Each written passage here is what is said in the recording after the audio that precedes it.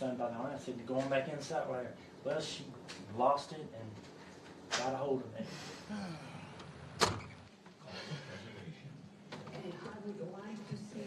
Good old chicken. A lump sum of $34.1 million. Plaintiff's daughter has assaulted her in the stomach area with a fist. At this time, the daughter's in the bedroom, does not have any vehicle, might attempt to leave location. What seems to be the problem here? Where's Mom? She hit on her foot, it's swollen. Well, she'll be lucky she just got hit on the foot. Poor shower just got hit on the foot when I was a kid. I got hit all over. She got right all over her legs. If I hit my mom back, I'd be dead. Why are you crying? Status arrested. I've been bodybuilding for 10 years, and I've been working here for 12. And the famous question is, why do you still work here and you're Mr. Olympia, two-time Mr. Olympia? My answer to that question is, because I love it. Nothing gonna stop me. Nothing.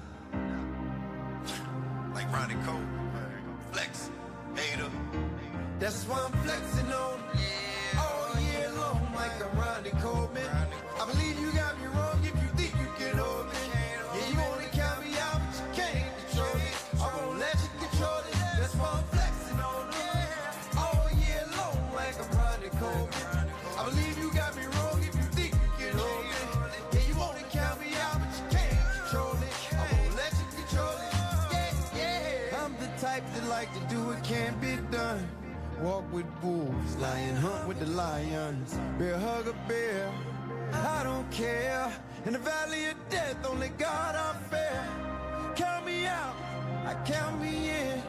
Just when you thought I would end, you realize I begin. And that's why I'm flexing. All year long, like I'm Ronnie Coleman. I believe you got me wrong if you think you can hold me. Yeah, you wanna count me out, but you can't control it. I won't let you control it. That's why I'm flexing on it. All year long, like I'm Ronnie Coleman. I believe you got me wrong if you think you can hold me. Yeah, you wanna count me out, but you can't control it. I won't let you control it.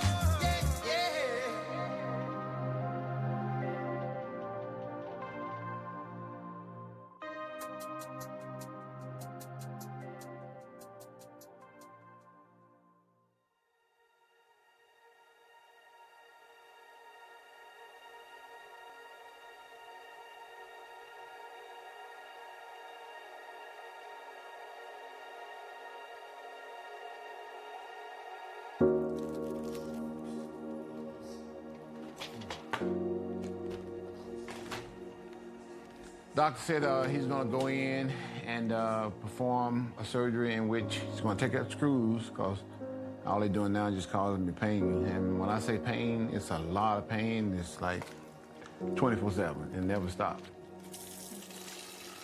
You know, after a while, you be in pain so much, you kind of get used to it and you just kind of learn to block it out. I feel bad for people who didn't get to witness what Ronnie was in his prime. Videos and pictures don't do no justice. To witness it, to feel the electricity in the air, to gaze your eyes on that person. Late 90s, the guys that were there were so good. You had the Kevin Lavrones, you had the Flex Wheeler, Sean Ray. I mean, if you change the judging panel, Kevin Lavroni could have a Mr. Olympia title. Same could Flex. What I didn't have, Flex Wheeler had. Flex Wheeler didn't have, Sean Ray had. It ran deep. He had Chris Cormier. Everyone was so good. Everyone was hungry. We were all aggressive, especially like on stage. You don't find someone stepping in front of someone without getting an elbow or something like that. It was just, it was pretty aggressive. There was no room for anybody else to get in. You know, so you had to be just another crazy level. And you need to be able to see those things in order to be able to appreciate what the hell happened when Ronnie Coleman pulled out of the backdrop and just wasn't human to just naturally even perceive what he looked like at his peak and at his best. This guy, Ronnie Coleman, looked like an alien. There was nobody that you could compare that to. Nobody had that. Meat was just hanging off of his back, and it was just traps. And lats that were forever long. Pec line that was just, you know, these muscle attachments that would go on forever, seemingly. Ronnie Coleman had things on his body that we hadn't seen on another Mr. Olympia prior to him, and we probably won't see on another Mr. Olympia after him. Ronnie just had it all, man. He was strong, he was big, he was bigger than everyone, he was more conditioned than everyone, and he just didn't give a shit. Like, he stood up there on that stage and just was like, I'm here, give me my Sandow, and I'm leaving with it. That was it. You had to admire that. He was humble about it. Wasn't cocky, wasn't arrogant. He knew it was his, and he came and took it.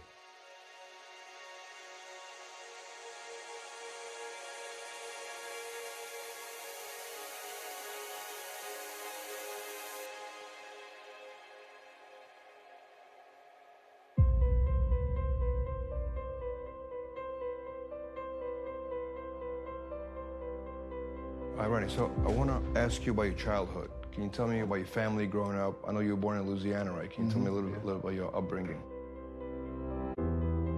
First, it was just me and my brother, and my mom. She worked at the plant. It was a clothing manufacturing plant. I can remember when I was young, my mom, she was real good at making clothes too. So she made a lot of our clothes. A lot of our clothes she got from that manufacturing plant. On her second marriage, I remember the guy she was married to this time, you know, he used to take me hunting all the time. We used to hunt like deer and rabbit, squirrel, all kind of stuff. And yeah, that was a lot of fun, but I think the most fun I ever had was fishing. He taught me how to fish, and we'd go fishing all the time. After a while, kind of fishing kind of like developed into a hobby. I got to the point where I was just going just like every single day. I had a bike that I would just ride right down to the local bayou and just fish all the time. So that kind of developed into a small hobby. I always had some kind of way of making money. That's what I remember most about my childhood. Man, I had to be like 12 years old, 13 years old, somewhere in there. I started working at this convenience store. And I would go up there and work, make probably like $1 a day. You know, back then that was a lot of money. And then I had another little hustle where I used to go and had a lawnmower. I used to knock on people's doors and, you know, ask who need their yard mowed. So I made money that way. When I was in high school, I was always making an honor roll every year and every semester. I played football, I was on the track team, and I was on the powerlifting team. I used to do the field events, the shot put, discus, javelin, stuff like that. I always did pretty good in all those events. I always got, you know, first or second, and just about all the meets we went to.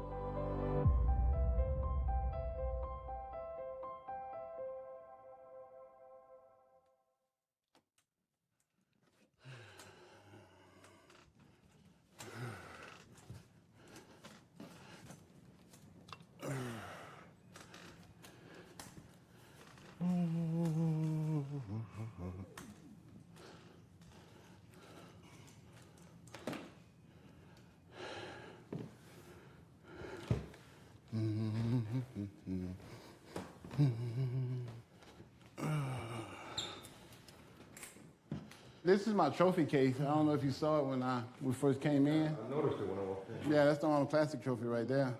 I won that most muscular thing too. I won that twice. I got 2 of those. The other one somewhere in there. Yeah, all the Sandows up there. If you had to pick the most special year. The first one, easy. Yeah, because Flex is supposed to win that. Like I said, I had got 9th the year before. So I was nowhere, you know, in the running for that.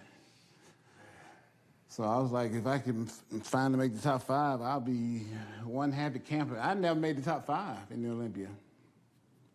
Never made it. 9 to the first. 9th to 1st, yeah.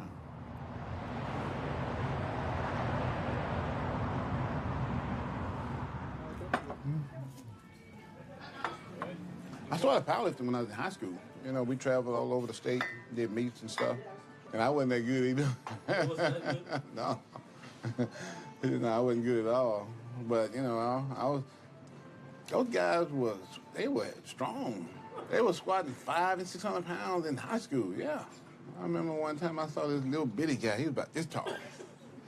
He was getting under 500, I'm like, no way he gonna squat that. Man, he got on there and squatted like it was like 200 pounds. He went down. I'm like, that is not happening. I did not just see that. he had to be about 15, 16 years old, something like that. And he was short. Blew my mind. I can still see it today. Back then, I could only do like 400, you know, 400, 350, 400. It took me a long time to squat 800 pounds.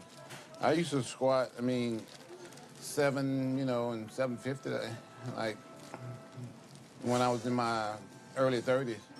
But when I got to almost 40 is when I got to 800. It takes time.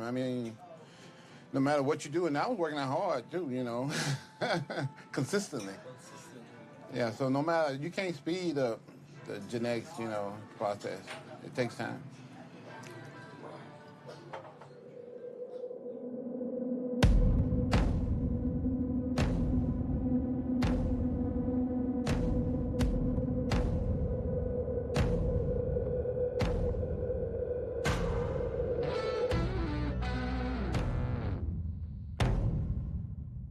Ronnie Coleman is a story that lore is made of. This is a guy that lifted weights that nobody else could lift. Because even Arnold Schwarzenegger in Pumping Iron and with Lou Ferrigno, it looked like they were throwing around a lot of weight in the 70s. Like, wow, here's Lou Ferrigno saying, put on another 10 pounds. But, Ronnie Coleman doesn't even warm up with the weights that Lou Ferrigno was lifting, and he's 6'5", 280 pounds. Ronnie was lifting weights that were at the far end of the rack that were dusty, things that nobody would even fathom picking up, and he was doing it with relative ease, with repetitions.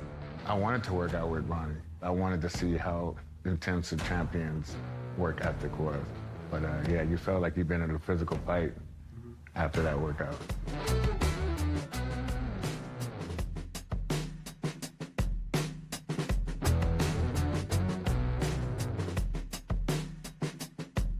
When I went to the gym, I lift hard, I lift heavy. I'd get in there, and I wouldn't stay in the gym no longer than an hour. And the whole time I was there, I was focused. And I think, for the most part, I worked a lot of those guys, Like I said, I trained, 6 days a week. I only took one day off. I trained Monday through Saturday, working full-time for the police department. I didn't have enough time to, break my training up and train the body part here and train the body part there and stuff like that, like some of the guys would do that didn't have jobs. So I'd get all my training in one session. If you can't go in the gym to train like Ronnie Coleman, you don't have a chance of looking like him. So without having a fear of the weights, and you see this guy throwing this kind of weight around, it couldn't help but press rewind and watch it again and again and again. Suddenly you're not even caring that he's a freak of nature in terms of a bodybuilder. You're just looking at this freak lift this weight. His mindset is just at another level. Things he do, videos with that amount of weight, it's not normal strength. It's a gift from God, number one, that he has. He's gifted with genetics. If you're a strong bodybuilder, you have the propensity to put on more weight. The taller you are, the bigger you're gonna be. They can eat and they can outlift you. And the only thing that we would have to rely on was our genetics. Flex Wheeler was, you can't say flex without saying symmetry or genetics. And that's what made me who I was. I think Flex had the best genetics in the world, but I kind of outworked him. You know what? Hey, listen, sometimes, they jokingly say about me, when God made you, he broke the mold. Well, when he made Ronnie, he broke that mold too. He was just a freak.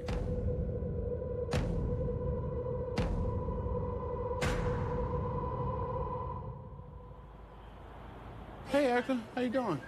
Can I, get you give me a hand? I got you. Let me drive your car. You want to drive my car? Thanks a lot, Erica. You have a good one. You too. We'll see you tomorrow. One thing I must stress about Ronnie, which really annoys me, people sometimes think because of his Louisiana drawl, you know, he's not very well educated, maybe he's not that smart. He's as smart as a whip, and he knows exactly what he's doing. You can never ask him a question with him, but I don't know, you know, he knows what he's doing and why he's doing it.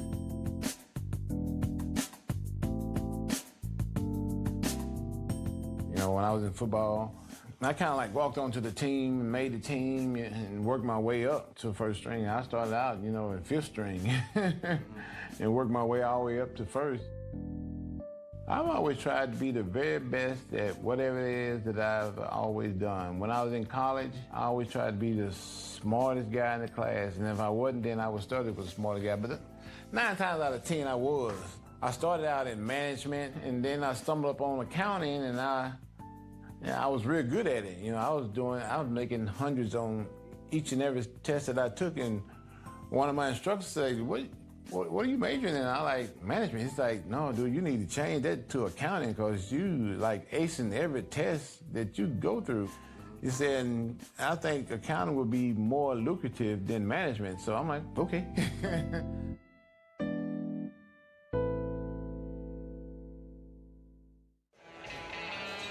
Hey, Corey, you ready, man?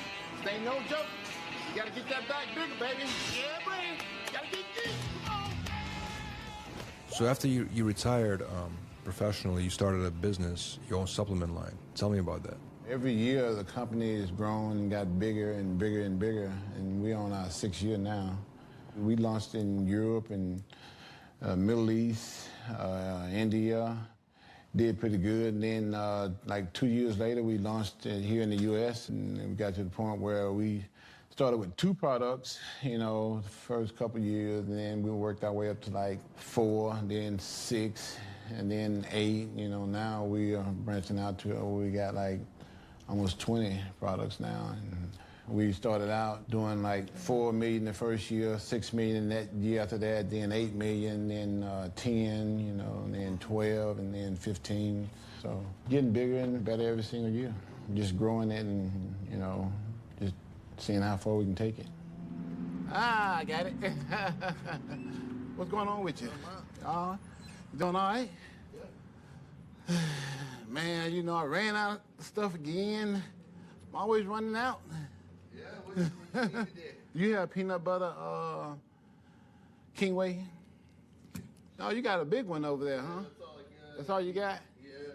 Go big or go home, right? How many you got over there? Got none. I got 3. You got 3? Yeah. Okay. I don't want to take your last one, you know.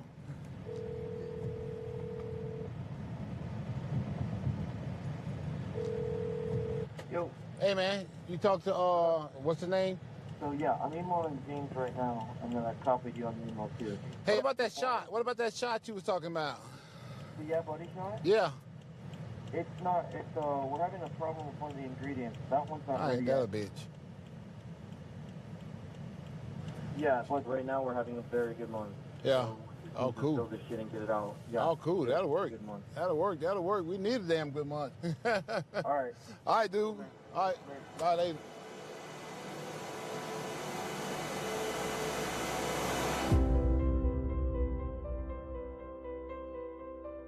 When I got out of college, I started looking for jobs in accounting, and most of the jobs I went on interviews, they all required you to have some kind of experience.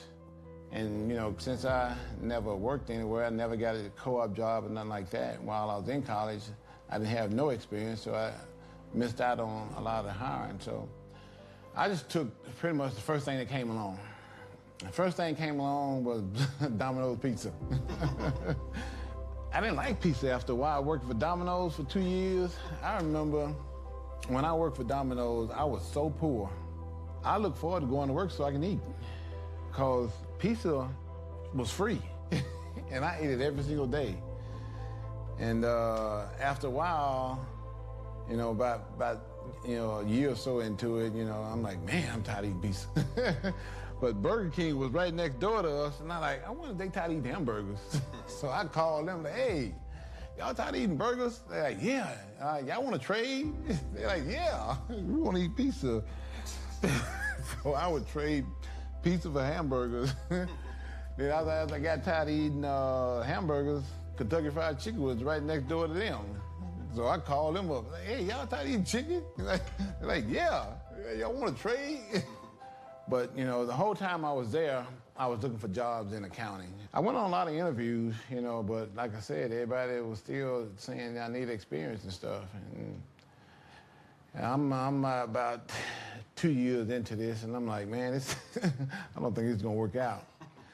And I noticed that every time I got the newspaper in the classified section, there was always a big old ad there for police officers. And they all said no experience needed. So when I went to Arlington, I had taken like 2 tests already, so I kind of like got to Arlington and kind of like breezed through the process. But it was a long process. The biggest thing was the background check. You have these officers, it's like 2 or 3 guys going talking to everybody that you talked to over the years. Like I said, I still kind of like breezed through it because I never was in no kind of trouble. I always got along with people and never did any kind of drugs or nothing. So I kind of breezed through it because I had a real clean record. I was always trying to be the best. In my first year, I was able to get Rookie of the Year because I worked so hard and tried to be the very best that I could at it, and I was able to get that award.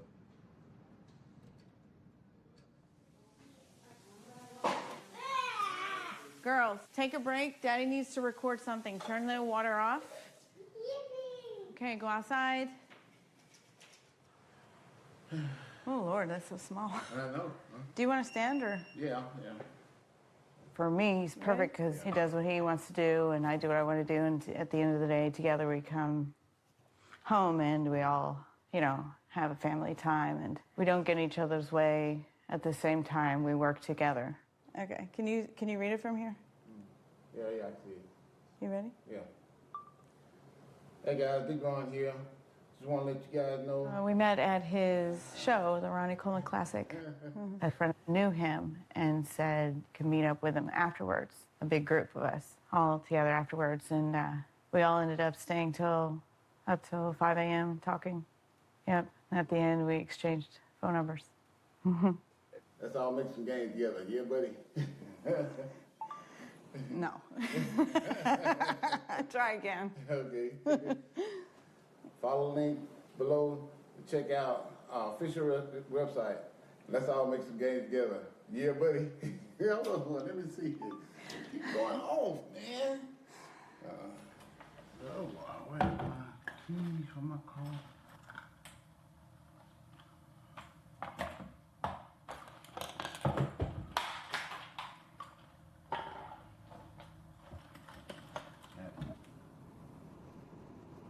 I've always been real fond of kids when I was in high school and college. Had my first one in college. I got my 32 and 33-year-old, my 32 in Houston. I actually have a granddaughter too with her. And then Susan has 2 kids, 15 and 13, and then me and Susan have the 4 together here. Sophia, mommy. Sophie, give me kiss. Mwah. Thank you. Huh?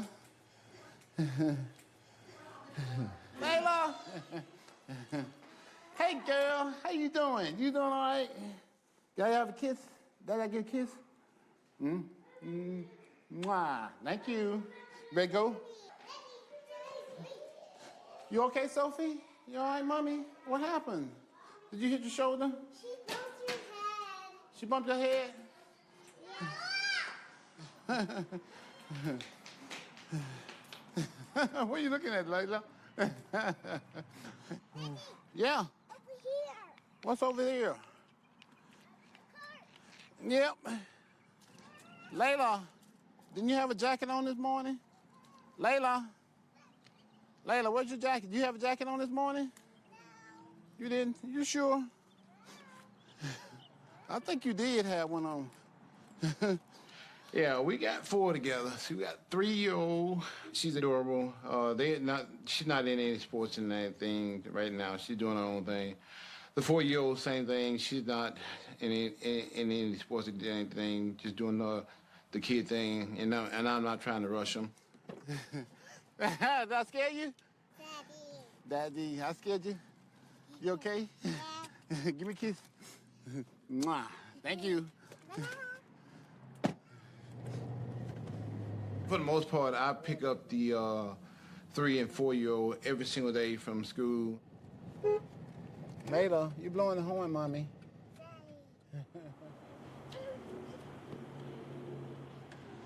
What is it? It's a stick. Huh? It's a stick. Mm-hmm. What is it? It's a stick. Daddy, can we take it off? Mm-hmm. You want to take it off? Yes, Daddy. Okay, hold on.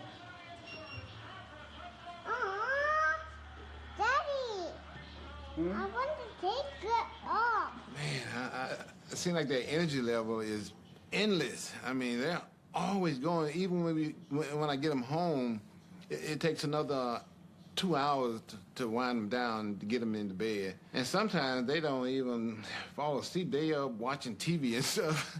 It keeps us pretty busy.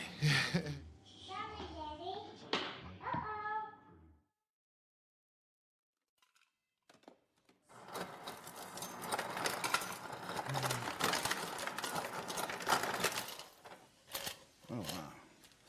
I always mix up a king weight shake and then take this Yeah Buddy pre-workout before I train. And I take a stacked NO along with it and take a couple maybe a multivitamin and vitamin C to go with it.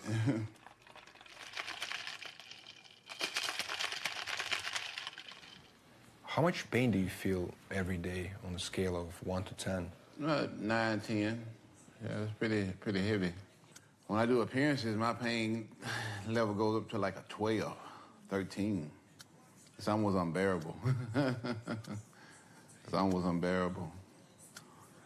If I'm in a whole lot of pain, I'll just sit and just do the appearance and have people take pictures. But for the most part, you know, I always try to stand up. I've been in pain for so long now, I'm just used to it. I can take the pills too. It helps it a little bit. And like I said, I take about 4, sometimes 5 a day, every single day. They're called oxycodone. These pills right here, I even keep them with me. They 30 milligrams. And they work pretty good. This is the highest potency you can get is 30 milligrams. So it eases the pain up a little bit. For about 3 or 4 hours. And then it comes right back. I take another one.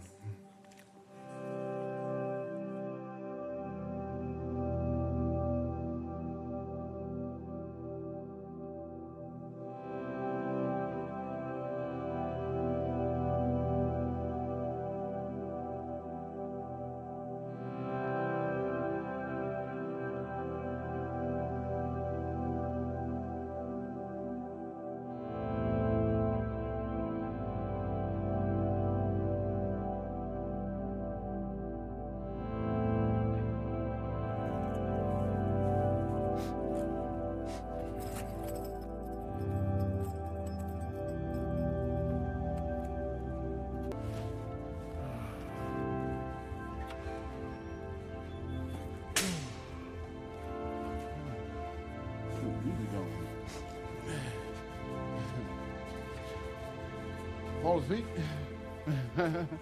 Oh.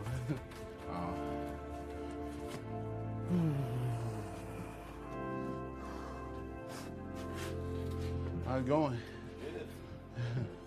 Been busy? How did you decide to become a professional bodybuilder? After I graduated from the academy and they cut you loose on the streets, one of the guys saw me on one of the calls, like, man, you pretty big guy, where you work out at? I told him, man, I work out at the station where it's free. He said, you ought to come over to Metroflex, the gym I work at. I'm like, okay. So I go with Metroflex, and Brian is there. Well, my name is Brian Dobson. I'm the owner and operator of Metroflex Gym. We're here in Arlington, Texas. Brian is the guy that got me into bodybuilding. A friend of mine brought me to this gym. Brian was insistent upon me bodybuilding, told me that I could do good in the sport. Finally told me that he'd give me a free membership, and I said, oh, what the heck. Brian Dobson, I'm the owner of Metroflex Gym. Been here since 1987. I mean, we get new equipment here and there, but pretty much stays the same, man. I mean, we believe in the old school ways. Our training methods here are hard. I mean, we get criticized a lot for that. He trained in a dungeon type gym. In my terms, it would be labeled as a shithole.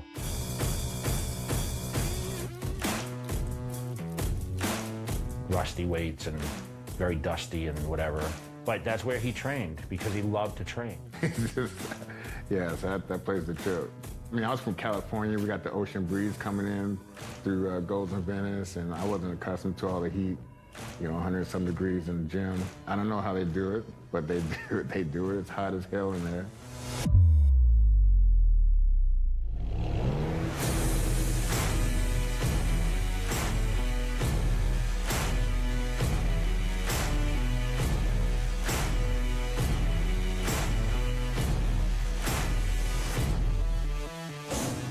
As soon as he walked in, I knew who it was. He had the red sweatshirt on, and you could see the veins, like, bulging through this thing, And of course, I was used to being around champion bodybuilders, but I don't think I'd ever seen that yet. Brian took me on his wing and taught me all the poses and stuff, and then he would go over, like diet and stuff, and tell me what I need to eat. The thing that separated him, of course, is just his work ethic from the very start has been supreme. He was never one of them guys you had to push. My first show, I went in, won first and overall, and I'm like, whoa, I can probably be pretty good at this.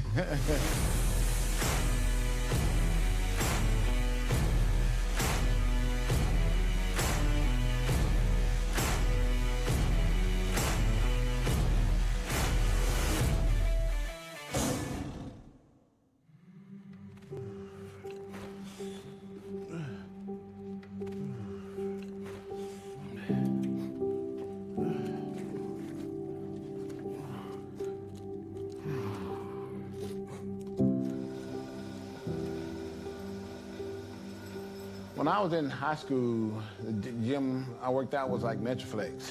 When I was in college, the gym I worked out at was like Metroflex.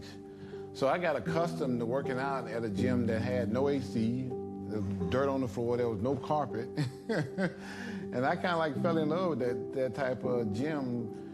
You get used to a certain thing, you just don't want to change, because that's kind of like what's worked for you your whole life. And you fall in love with it, and that's what you want to do. And that's what Metroflex is. And that's what it's been for me all my life. Yeah, it's what I'm accustomed to doing, and it's what made me successful. So, like they say, if it ain't broke, then you ain't got nothing to fix there.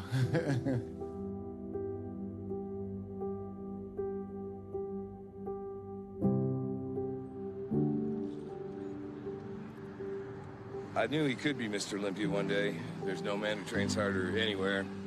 I truly believe that if Ronnie put his mind to it, he could set the all-time record in powerlifting, and not only be the greatest bodybuilder of all time, but the greatest powerlifter of all time also.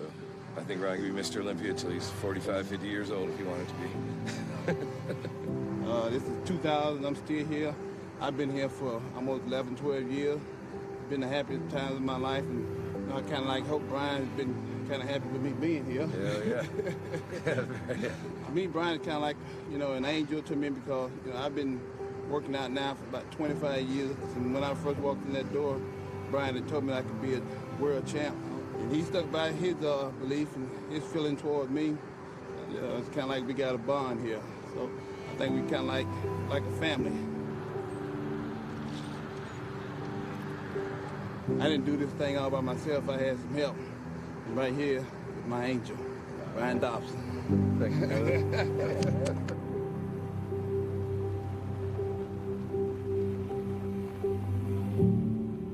One of the stories that stands out to me goes all the way back to 1992, Helsinki, Finland. I believe that was Ronnie Coleman's first Mr. Olympia. He and I were one of the last at the baggage claim, and I thought, what's he doing here? Like, who's he here with? I didn't know that he was actually there to compete in the competition. And lo and behold, by the time the show was going on, he was backstage warming up.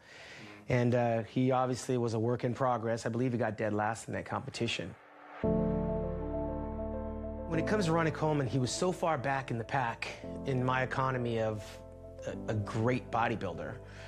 You gotta remember, I came up behind Lee Haney and behind Dorian Yates and with Flex and with Kevin and with Nasser, and those were the guys that made the fabric of the Mr. Olympia. So every time I looked at someone to measure where I stood, it was never at Ronnie Coleman. Ronnie, on a competitive level, he's just never thought about him going into competitions. You know, he was nowhere close. If I was in the first call-out, he was probably like in the third or fourth, if that. He was placing, you know, in the back of the pack a lot of the times. I didn't even get a call out, you know. I didn't think I could be like with the top guys anyway. So I didn't even qualify for the Olympia in '93. So I went to the Olympia in '94 and placed 15, 16, somewhere in there. But at least they called me out and compared me to the other guys. So 1995 rolls around, and I went to the Olympia that year, and I think I placed like 11th, somewhere in there, 12th, somewhere in there. So, you know, I'm moving up in places, and I'm doing a little bit better, you know. In '96, I did pretty good in the Olympia. I ended up in like 7th place that year. So things are getting better and better every year. '97 rolls around, and that year at the Olympia, I got 9th, you know. I started noticing, you know, this is the first year and the second year, same thing. Third year, same thing. So Ronnie would be on the road with Vicky Gates and just carrying his food. We're talking about you got to go from Spain to compete in Italy, and you know, so he's got this whole thing mapped out. He's taking trains, you know, we're flying and stuff. And I'm like, dude, why do you keep doing this? I felt like saying, why are you wasting your time? I was like, man, what are you doing? I mean, if I wouldn't even do this if I'm not winning. That's my approach, because I'm out there to win. And Ronnie looked at me and he says, because I love doing it. And man, I love bodybuilding. He said, man, I love bodybuilding. You know, when he said it like that, I was like, damn, man, you must really love it. You know? Well, I can remember like it was yesterday. They finally let me in the Arnold Classic. The show before the Arnold was the Ironman, and I ended up in like 3rd place, I think. But the guy who won the show was Lee Priest. I'm like, man, how did he beat me? You know, Lee about this tall. I'm like, I don't know if this is sport for me. So I'm at the Arnold Classic, and I remember going after the prejudge. I went back to my room. My girlfriend at the time was Vicky, a girl named Vicky Gates. She was competing in the show too. I'm like, Vicky, I think I'm done with this bodybuilding stuff. They let guys like Lee Priest beat me. I don't think this is for me. She's like, boy, shut up. You ain't gonna quit. And I thought about it. I'm like, you know what? Yeah, if I do quit, I might lose my free membership to the gym. So I think I am gonna hang around here for a little while longer. So.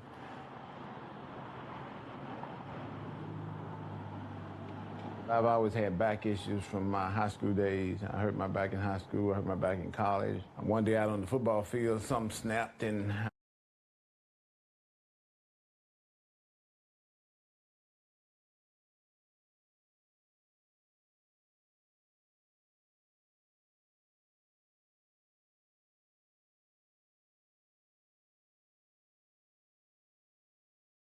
I went to chiropractor, and I've been going to chiropractor ever since then. We're going to utilize the Apollo Code laser here with different types of laser therapies. Of course, we want to protect the eyes. The cold laser therapy is a slower laser therapy that is utilized for musculoskeletal injuries. We're putting this on Ron's muscles here, on the lateral aspect of the paralumbars. and then we're going to work our way down into the sacroiliac joint.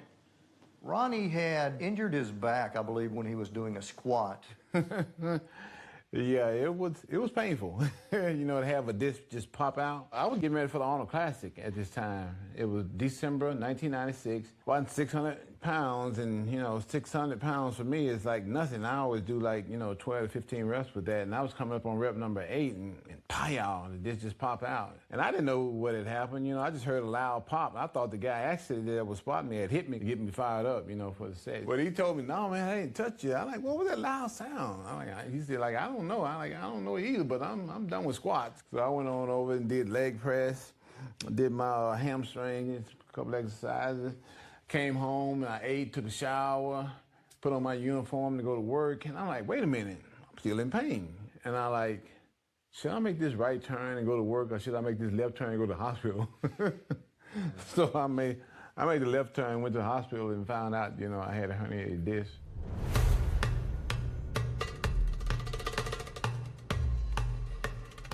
Have you ever recommended for Ronnie to stop lifting so heavy? Yeah, I sure did. You know, Ronnie, he had a goal in view. He wanted to be the #1 bodybuilder in the world. But of course, eventually, with the massive weights that he was lifting, those discs can many, many times pay a pretty heavy price. Bodybuilding on the surface is, again, it's a great way to build confidence, relationships, overcome fears, but it comes at a price for some. Ronnie trained hard, but did he train smart? That was the only thing that I questioned, especially now, seeing Ronnie with injuries and everything else. Through time, I've wished I've known what I know now, because I still think that you could train not as heavy, but train your body to failure, or train your body to, you know, gain lean muscle mass and not have to train where you're going to get injured. I think someone like myself, or even like Ronnie Coleman, we were just training pedal to the metal, and didn't matter, and we didn't think, oh, we're going to get injured doing this. We just did it. Get to that level, you have to train like that. You know, Ronnie had enormous amounts of size and the quality of the muscle. You know, that can't be done through just sitting there pumping 25, 30, or 40-pound dumbbells. He put the workload on his muscles to make them get to a level to where there were deep cuts, deep striations, and hard work. You know, and that's what his body prevailed. You saw that. You know, so if you're not willing to go to that place where he is going to and train like that and withstand that and live like that and do that and do that and do that, then you don't have a chance against him.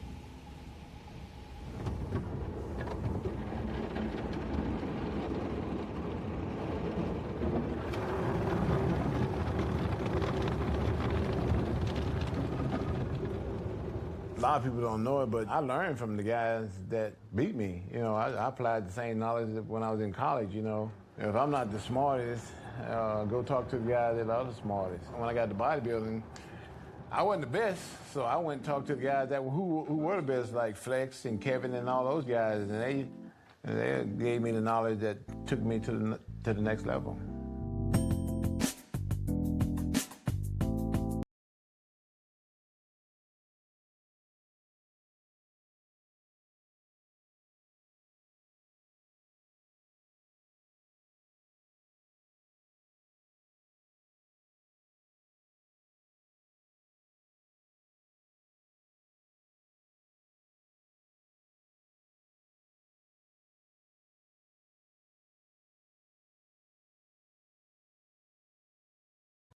Six straight shows. I was placing like 4th and 5th, you know, in every show because I was kind of like burnt out for the most part, you know, from doing all those shows anyway. I did the Olympia, I did the show before the Olympia.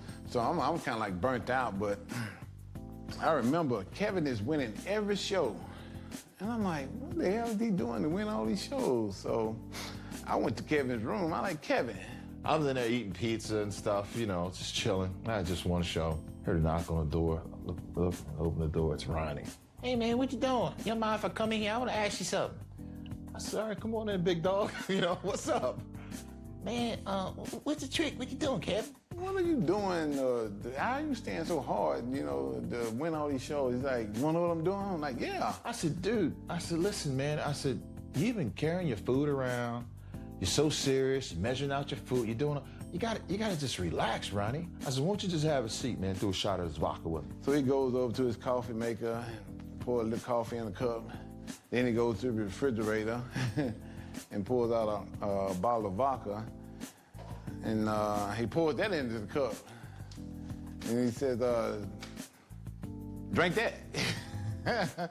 I'm like, I don't drink no alcohol, Kevin. You know that? I don't drink no alcohol, man. Man, bodybuilders can't do that. Dude, I don't drink no vodka. I don't drink alcohol. I said, look, big dog. I said, listen, take a shot of this vodka, man. You'll be all right. I said, you know, you just chill, man. Take it easy. So he took a shot. Man, you sure? I said, yeah, I'm sure. So I'm like, okay. So he drank it, and man, this stuff don't taste right, man. I ain't used to this in my body, but if you say do it, I'm gonna do it. I said, all right, go ahead and drink that. All right, so he drank it. We sat down and talked a little more. Talked about training, working out. I gave him another shot. Gave him another shot. Gave him another shot, right? So about a 5th shot, he's like, man, this stuff pretty good. You got it. Let me have another shot of that. Man, that vodka, that made me feel real good. So he got up, and I said, listen, eat some of this pizza, ate a little bit of pizza. And he left and went to his room. So I didn't see him until the next morning. We woke up, you know, went to saw him backstage, you know, pumping up, pulled his clothes off. And I looked at him, dude, and my jaw just dropped. I was like, damn. I drank that coffee and that vodka and went to the show the next day and beat Kevin. I think that by him having the alcohol, it dehydrated him just a little more, but it was able to also relax him to not think about any food, not think about anything. And I think that relaxed state of mind just let the water just leave his body. And when Ronnie hit that stage, man, it was all over. It was like, where'd this dude come from? I remember going into the Olympia, they said, Dorian ain't competing this year, so the Olympia's wide open.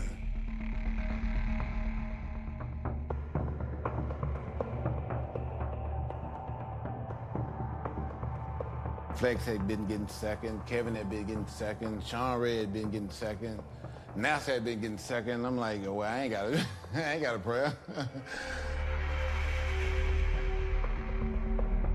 Leading up to the competition, you know, it was highly anticipated because Dorian wasn't there anymore and everyone was like trying to see where they're gonna fit in. There was me, Nasser El-Somebody, Kevin. Ronnie Coleman wasn't even on my top 6 list. The media at the time, which was only magazines, was pumping up Flex Wheeler. You know, Flex Wheeler, you know, Sultan of Symmetry, Flex Wheeler, you know, 93 Arnold Classic, you know, 94. And I mean, you're expecting this. He managed to go from getting his pro card to being, you know, the top in Mr. Olympia all in the same year. You know, that was in 93. His first pro year, he swept through everything. Every pro show, he won. And as the Olympia came, you kind of really expected for that to one day, you know, end up on his mantle. Flex Wheeler, congratulations for winning the Arnold's Classic. And tell me now, how much did it help you to come out of this kind of a momentum of winning the Ironman competition a week ago? I think it played a tremendous influence on me, especially that was my first pro debut, and I won that show, and I think it gave me a little momentum going into this show, which I think I needed quite a bit. Flex was always the heir apparent to the title. Flex Wheeler was definitely looking to be the heir apparent to the throne. It was the heir apparent. Logically, who would be the guy to win? From that time, he was always destined to be the next guy.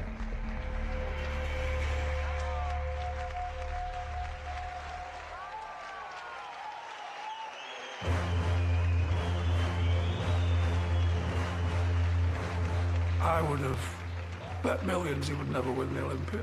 The first 5-6 years of his career, he was a journeyman pro, had a good few shows, but you never really thought he was going to make the breakthrough.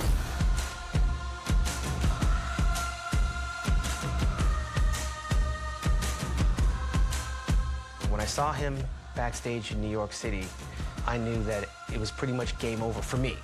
It was night and day. There was Ronnie, and then there was everybody else. We all took off our clothes and went out there to compete. That's when you knew that it was going to be a changing of the guard. And I remember going into the show and being compared to Flex and Kevin and, you know, those guys that I had already won. And a couple times they had put me in the middle, and I'm like, oh, I'm doing pretty good here. They put me in the middle, comparing me to the big dogs of the sport. I think in 1998, the world had never seen the total package that Ronnie Coleman presented. And when he presented that package, he knocked out a bunch of Hall of Fame bodybuilders in their prime. And although Flex Wheeler thought he was in the hunt, I don't think he was beating Ronnie Coleman in any of the poses. My goal was just place the top 5, you know. I was like, man, if I can just place the top 5 in Olympia, you know, it'll be a dream come true.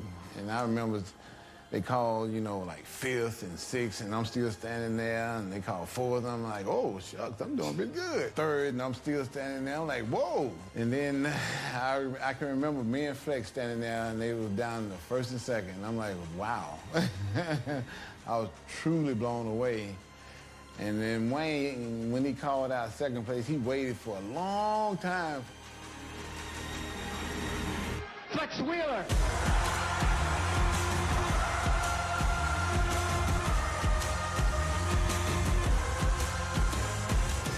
That's when he collapsed, of course, the famous officer down move that he did. But I think that got to everybody. That made everybody in that theatre, Madison Square, got warm to this guy. Here was the guy, real emotion, had taken the sport's top title when nobody thought I had a chance. It was a rocky story, you know. Everybody was happy for him. To be at the top, the best in the whole world, you can't get no better feeling in the world than that.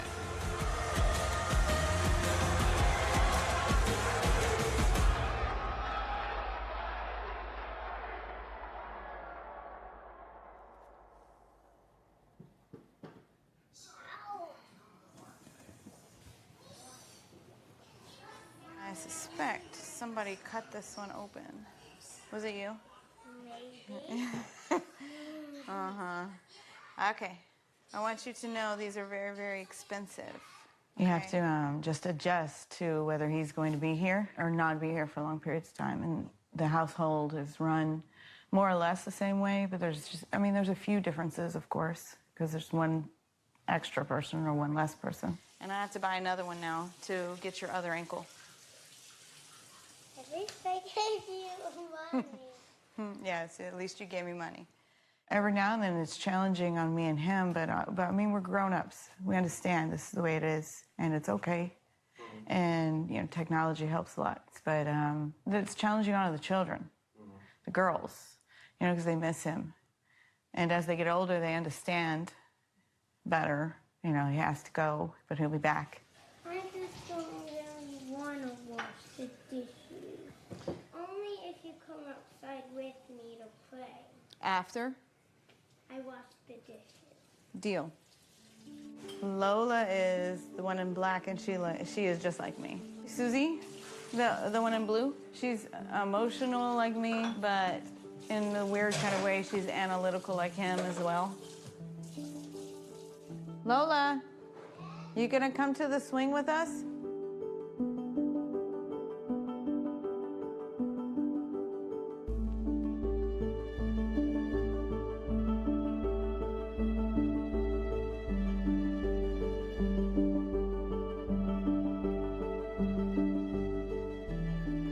Okay, you gonna get in the swing with sister?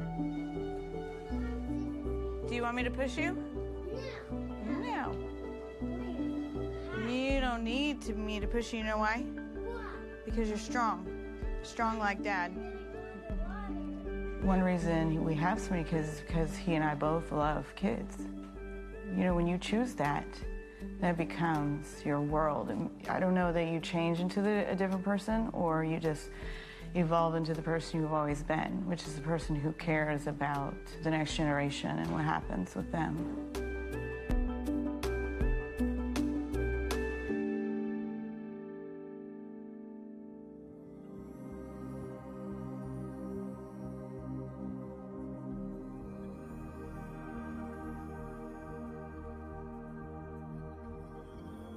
He was a simple country boy from Louisiana that came from not having much of a chance to dominate in the sport. Yeah, I mean, Ronnie took it to another level with the size. He was metamorphosizing into something that we'd never seen before. Ronnie Coleman had reached a point where he didn't look human backstage. Lee Haney already had the record about numbers. He had 8 Mr. Olympias. Ronnie matched that. The guys that got second to Lee Haney, when you stack them up against the guys that were getting second to Ronnie Coleman, Ronnie Coleman was putting to waste guys that arguably could be Mr. Olympia. Well, I still work for the police department, too. I worked, my first 3 or 4 Olympias. I would work for the most part until the Olympia came around. The Olympia came around, I'd take like 3 months off and get ready for the show, and I didn't go to work or nothing. I didn't even know he was caught for a long, long time. You know, until he started beating me. So yeah, it brought a lot of attention to him and what he was as a person and as a man, you know. You couldn't beat him in size, couldn't beat him in condition, and you know, when you just really feeling yourself, I mean, you know, peacock strutting with his tail, all his feathers out. I think once he tasted victory, he didn't want to taste defeat, and that can move mountains as well. People wanted to have that size. People wanted to adopt what he has adopted through his physique. The Mr. Olympia for Ronnie Coleman's confidence was exactly what I think he needed to cement and put the ribbon around who he was. I mean, because it's like winning the lottery, but lottery's luck.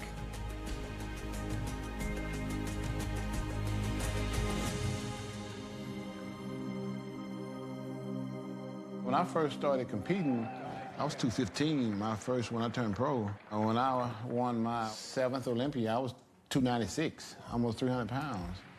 So I went from 215 almost 300. It was like a gradual thing, getting bigger year by year, so you couldn't really see a whole lot of size come on me at one time. But I do remember the first time I hit 300 because I couldn't bend over. The bigger Ronnie Coleman years later was not the quality Ronnie Coleman that won in New York in '98. But the judges saw it differently, that Ronnie Coleman was just too big and too muscular. And that's, I think, the turning point in our sport where they started over-rewarding size over quality. When he started getting bigger, started just losing that look, that small waist, and he just got too thick, which I think was a mistake. Sometimes he was heavier and bigger and blockier, but he was on such another level in terms of the muscle size. Ronnie Coleman, you know, still won the 8 Olympias, but it was questionable on the last 2 Olympias that he won, or the last Olympia that he won. Ronnie was starting to get a little heavier than what was best for his physique. His Olympia look wasn't great. It was 2001, I did the Arnold Classic, and I decided I was gonna do the Olympia that same year. The night before the show, I'm getting tan. My girlfriend is putting my tan on, and we're in the bathroom. All of a sudden, I just faint. And I've never in my whole life, you know, fainted before. And I wake up, I'm in the tub, you know. I'm like, what happened? They like, you fainted. I'm like, what? It never happened to me before. And the next morning, when I wake up to get out of bed, I'm so tired, I'm so exhausted, I can't even get out of bed. I know how I'm supposed to feel, you know, the morning of the show, and I'm always very energetic, and I'm ready to go, and I'm ready to fight, and I'm ready to get it on. This morning, I'm very exhausted. I can't get out of bed. I'm so tired. I'm so tired to the point that I actually feel like I'm about to die. So I call my nutritionist. I'm like, hey, dude, hey, the show is over with for me. You know, I'm going to the hospital. He's like, no, man, don't do that. You put too much work into this. He's like, just grab a gallon of water and just drink as much as you can till you feel like you're okay. So I'm like, okay. So that's what I did. I grabbed a gallon of water. I think I drank about the whole gallon, you know, that morning for the morning show. And by the time I finished that gallon of water, I felt pretty good. And I'm like, okay, I'm all right now. I'm back to my old self. He's at the top, being Mr. Olympia, and then there was guys like Jay Cutler who was chasing him. I went into the Mr. Olympia every year thinking I was going to win. I never had a doubt. He was an obstacle for, I was trying to be the best in the world. You know, and Ronnie was standing in my way. So every year it was a battle against Ronnie Coleman. I didn't give a shit about anyone else but Ronnie Coleman because I knew that was the only guy that could possibly beat me. In 2001, a lot of people thought Jay Cutler had beaten him, and he beat him based on the dryness and the hardness of his frame. But the judges saw it differently, that Ronnie Coleman was just too big and too muscular. Jay was sort of satisfied that he'd made the big breakthrough. I thought he'd won. When I landed that second place in 2001, I was highly disappointed, even though I may not have shown it on stage, because I put a lot of effort into training for that contest. The policeman out of Arlington, Texas, Ronnie Coleman. Jay Cutler has to wonder what he has to do to upset the champion.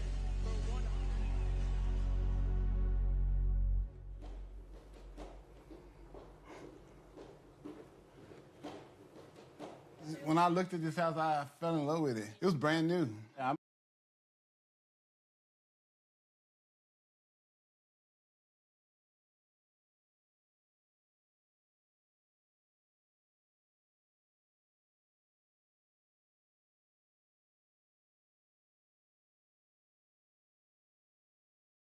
In 96, 21 years. I paid cash for it when I won my first Olympia. So I noticed you have your own gym here, right? Yeah. You want to check it out? Yeah.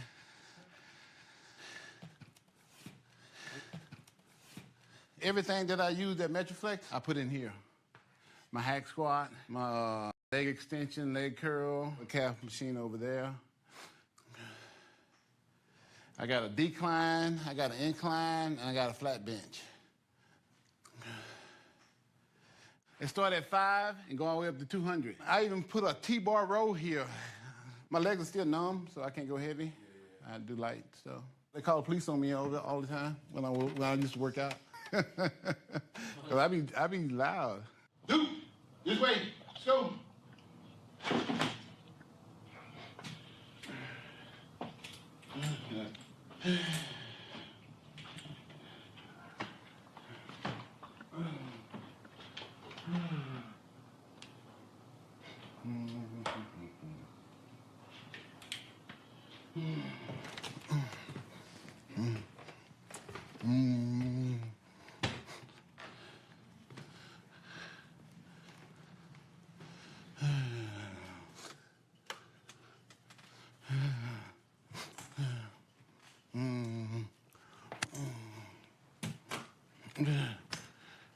It's hot in here.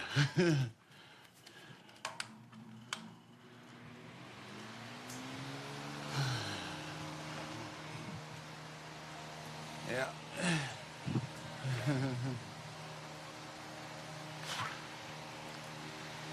I told you we caught the guys stealing out of the cars. You got this monitor right here. Oh, yeah? Uh-huh, yeah. The lights down there, they come on at night. You walk past and it lights up the whole thing down there. The day that Jay Cutler actually beat Ronnie Coleman, you could hear a collective At passing of the torch, the crowd shift. It just really went straight to Jay. I think a lot of people were making up for the 2001 victory that Jay should have got that he didn't get. People were cheering for the upset. We've seen so much of Ronnie Coleman that eventually, like Mike Tyson, you tune in to hopefully see the champ get knocked out. The younger version of you is lurking out there somewhere. And, you know, you're going to meet that hellfire person, you know, so it happens. I was fed up. You know, I wasn't sure how much longer I could keep getting second place. And my whole family came out. You know, I always had my family there, my brothers, sisters, everyone came out. Family, friends, I think I bought 100 tickets for that event that year. Ronnie came in off. Ronnie doubted himself that night. And I remember being backstage and seeing it, you know, unfold. You know, when you compete at that level, you can kind of sense and see. You get to know people's personalities and their approach and everything. And Ronnie just showed up as a different Ronnie that night. Ronnie was going for 9 and didn't get 9. Jay Cutler beat him. The Olympia gold medal to the 2006 Mr. Olympia, Jay Cutler! When Jay knocked out the champ, it validated years of work that Ronnie Coleman had done before him. And there's not a champion out there that's not susceptible to getting knocked out and getting beaten. We've seen it happen. We saw Mike Tyson lose. We saw Muhammad Ali lose. And we saw Ronnie Coleman lose to Jay. The night I beat Ronnie, 2006, it was a flash. He knew he was going to lose, and I think he didn't think that until the very end because he was Ronnie Coleman. He hadn't lost in a very long time. I thought it was pretty much automatically that I was going to win number 9 because I had won like 8 in a row. So like, you know, you come up go for number 9 and like, okay, those 8 were, you know, I worked hard for them. So I'm thinking, you know, number 9 just going to be a breeze. I, you know, won on that stage, and it was the first time in history that a Mr. Olympia was beaten on that stage. When Ronnie Coleman was beaten by Jay Cutler, it took a little bit of the shine off. I can only imagine Ronnie Coleman being Mr. Olympia for like 8 times, and then he loses to a guy that he was routinely beating in head-to-head competition. You know, in the end, it happened. You know, Jay took him, but that wasn't Ronnie at his best. You know, the injuries had shown up, and you know, he was battle-worn by that time. I didn't beat the best Ronnie Coleman ever. I don't want people ever to think like, oh, well, Ronnie was at his best and Jay was at his best. It's not the case. I just was better that day. You know, time was creeping up. He was going for his record number 9. A lot of publicity going into the show. But I felt bad.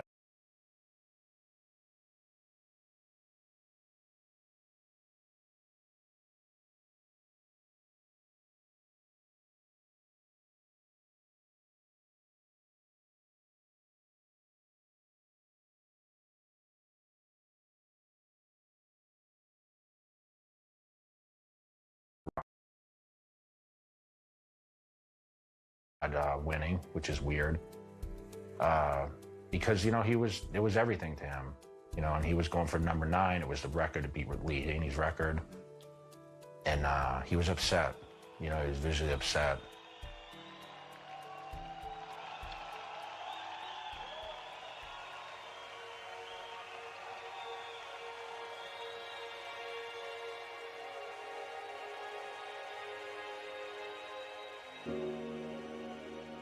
My name is Mike Heisey. I'm an orthopedic surgeon with Texas Back Institute, and I specialize in spine surgery. So Ronnie came to me from a friend of mine who has known him and has worked out with Ronnie for years and years. And when he had a particular problem with his back that Rob knew that I knew how to operate on, he referred Ronnie to me.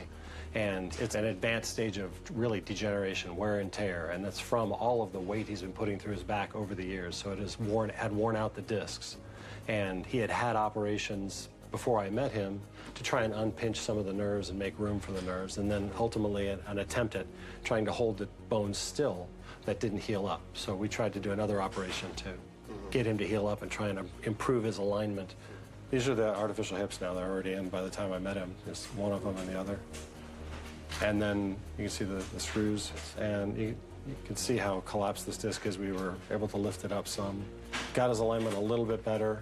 Now he's got this spacer in here. This is lifted up. We were able to get that one lifted out. You see how collapsed this was. We weren't able to get this one pulled back as far as I hoped, but some. And this looks like it's on the CAT scan. Looks like it's healed. We were able to get the nerves unpinched at that level. Disc is okay, but the joint is wearing to some degree. We see this all the time. Not all of our patients are competitive bodybuilders. It's a common problem, but he puts himself at higher risk. You know, some of the people are going to get it because of their genetics.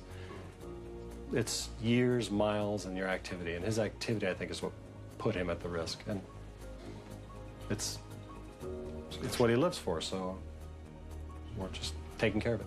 Doctor said he's going to go in and perform a surgery in which he's going to take out screws because from that nerve block shot that I had, the pain went away for a whole day. And that showed that the hardware was causing the pain, those screws. Screws just there just to hold the fusion in place. They fused my discs together. They've been there almost 2 years. They've pretty much done their job.